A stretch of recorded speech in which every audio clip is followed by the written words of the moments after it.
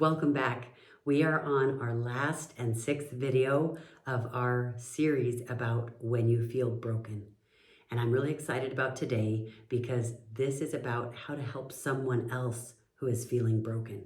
We feel it, and we've learned a lot of things over the last few weeks about ways we can change, what we can do to start taking action, and how we're learning so much from the experiences we're having and how to maybe have a different perspective. But what about when you have someone you love who's having a hard time, who is feeling this? What do? Because sometimes we don't know what to say. Sometimes we're afraid we're going to say the wrong things.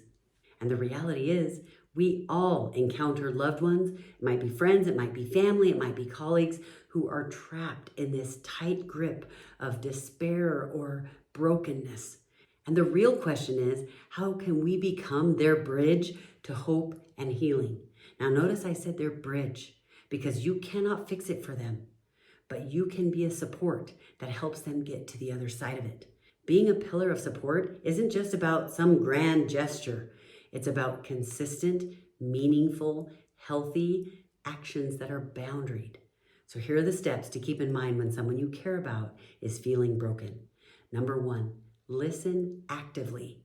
This isn't just sitting, looking at your phone, doing other things. A lot of times people don't need solutions. They can actually figure it out themselves.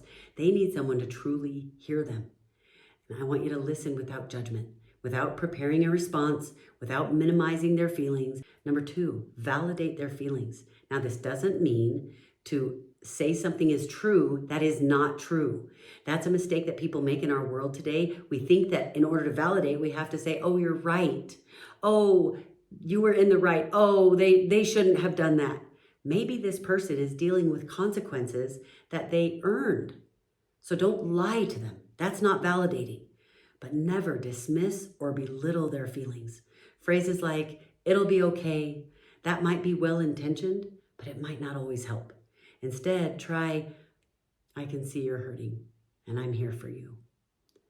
I love you. I'll be praying for you, whatever.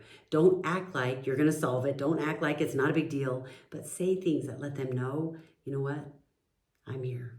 I know this must be really hard, or I can't even imagine. In fact, that's one thing that's kind of hard. A lot of times people will say, oh, I know what it's like. Even if that's really true, the person who's really having this struggle, they don't feel like anyone understands what it's like.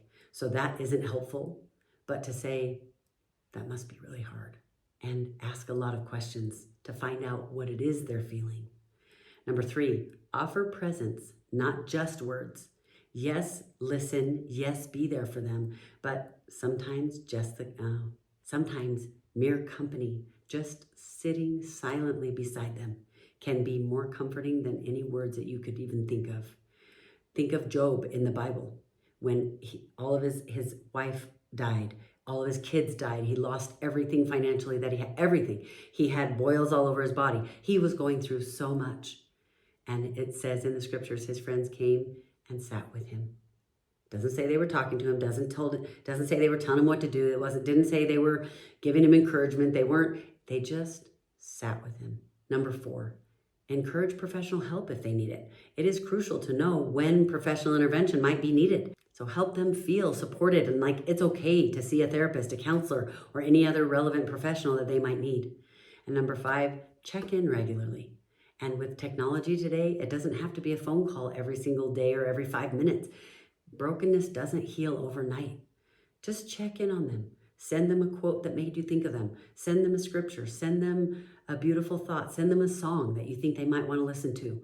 Send them your own thoughts. Just let them know that they're not alone in this journey.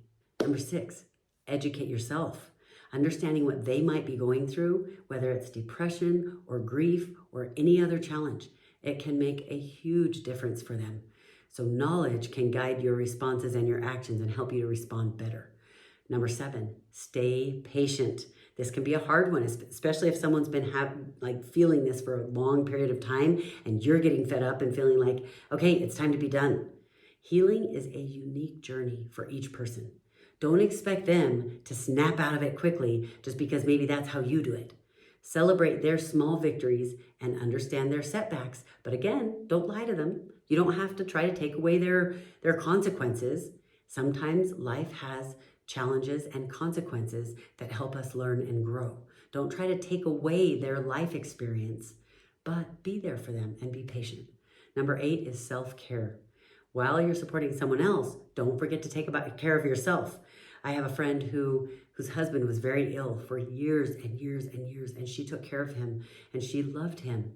But she was wearing herself away because she didn't take time for herself. And I remember having conversations with her where it took a lot of conversation for her to not feel guilty, like it was okay to take care of herself, to want to have a break because she loved her husband so much. It's so important. Make sure you're mentally and emotionally healthy. It is so vital. So do what you need to do to make sure that happens. The bottom line is, at the heart of all these steps lies one simple: the world more than ever needs kindness, needs empathy, needs understanding. We all have the capacity to be someone else's beacon in this fog of despair. And we all know what it feels like to be in the fog.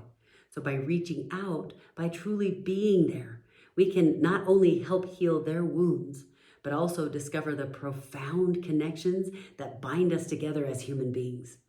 So I just want you to remember, everyone fights battles that we don't know anything about. So let's pledge to be kinder, gentler, more understanding, more patient. And let's build bridges over brokenness. Because I don't want you to just think different. I want you to be able to be different.